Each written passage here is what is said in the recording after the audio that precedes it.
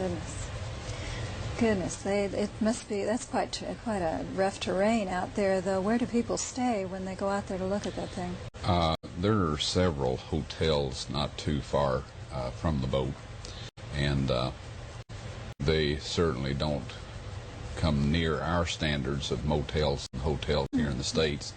The water doesn't work usually in all of this, but there are some hotels around. Okay. I call them no-star hotels. No-star. But it beats camping out. Well, I guess the Israelites, they didn't have hotels at all. I guess they were less than no-stars out there. Tell me, there was a crack that went down the center of the boat, and it said Right. that you knew then the depth of it. And did the depth meet up with what was in the Bible? Well, when a boat goes through what Noah's Ark did, first of all, the sides fall out. Mm-hmm. This is called splaying. Mm-hmm. And there's a lot of boat burials and things, say in England, for example, the Sutton Hoe boat. And so the boat just spreads out like this, the top comes down. And so while the original ark was 51.5 feet from bottom to top, this is about 28 feet at this point in time. But we have found remnants of all three decks on the boat. And what we have done in some cases here is assume, that there was some symmetrical relationships in these decks. Like the stalls, we find them in the back and we find them in the front. And so based on this, we have constructed a model, and there's not this much, shall we say, this much of the boat is not out there in this condition. Okay. It's there, but it's kind of fallen in and compressed. How long is it? I mean, in the Bible now it talks about how long it is, but it's based on what? The cubit? Right. It says 300 cubits. Mm-hmm. Now, how long is a cubit? I mean, the cubit that Moses was talking about when he wrote the book of Genesis is the Royal Egyptian cubit, 20.6 inches. Okay. And that is the cubit that was used when he constructed the Ark of the Covenant and the other furnishings for the tabernacle of the congregation. So in one of the prophecies, it talks about the cubit of the sanctuary being a different one than the normal Israeli cubit of that time. Okay, and how long then was what you found? 515 feet. Which would be absolutely right. Exactly right. Exactly yes. right. Okay. And it's quite a bit wider. I think it said in the Bible by those cubits it was like 85 feet wide. 87. Should have been. Right. Okay. But it's how wide? It's fallen out, and it's about 128 to 38 feet along the mid portion.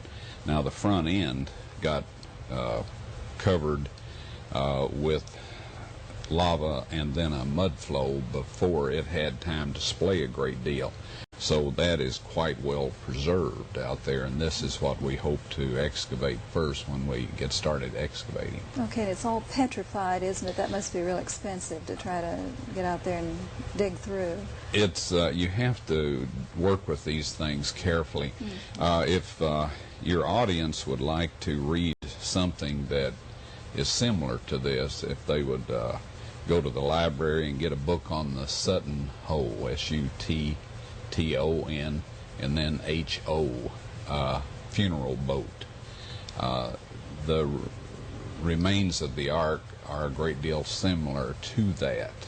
And when you excavate these things, a lot of times you can't just dig a trench across it like you do a normal tell or a normal archaeological site, because this is much more fragile than, say, for example, stone buildings that are associated with civilizations in the Middle East. How long has it been sitting out there? About 4,700 years.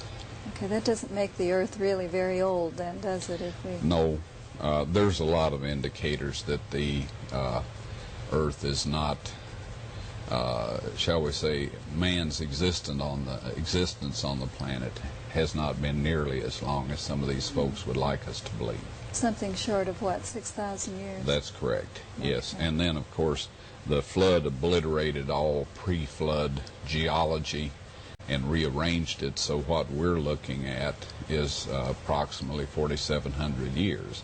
And the amount of alluvial soil or erosion that is present on the planet at the ends of rivers where they go into the seas and all of that show that that is a very accurate amount of time, or approximation of the time since the flood. Okay, we know that 8 people survived on the ark. How many died? How many were on, how populated was the earth? You can project the population by the age of the people. You know, it says Adam lived 939 years, and it talks about the other people. They all lived in excess, with maybe one exception, of 900 years. And it says, and they begat sons and daughters. So a projected population would be very close to the 5 billion that we have today. 5 billion. Yes. That died, that didn't believe. Right. And Noah was the one that did. I noticed on the stones, the anchor stones, there were crosses on there. How did they get on there?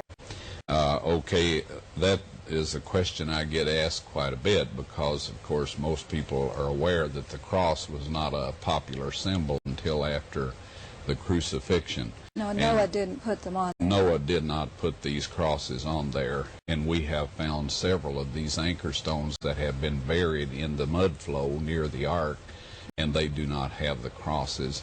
These are Byzantine-style crosses and Crusader-style crosses, so they were put on there from the 4th century until about the 11th century. There was a large wall, Susan, that somebody way back in antiquity put through this village that Noah founded after he got off the boat, and his wife told him, "You're going to sleep on the couch until you get me a house away from this boat. I don't want to see this boat ever again." House away from this boat. I don't want to see this boat ever again. You know, this sort of thing. Only took him 120 years to drive her crazy with it, I guess. Right. And then the year on there with all the animals. I imagine that everybody was a little tired of the ark by that time. But anyway, they built this large clay wall, and they put tile with pictures showing the story of the flood on there. And remnants of that are still out there today. And so when these early Christians arrived, that was there for them to see, and they were convinced that these were relics from Noah's Ark, so they put this iconographic set of crosses on there representing 8 people and the importance of the people in relation to each other. Right. And so we have that today showing that those folks were convinced. Okay. Hold that thought.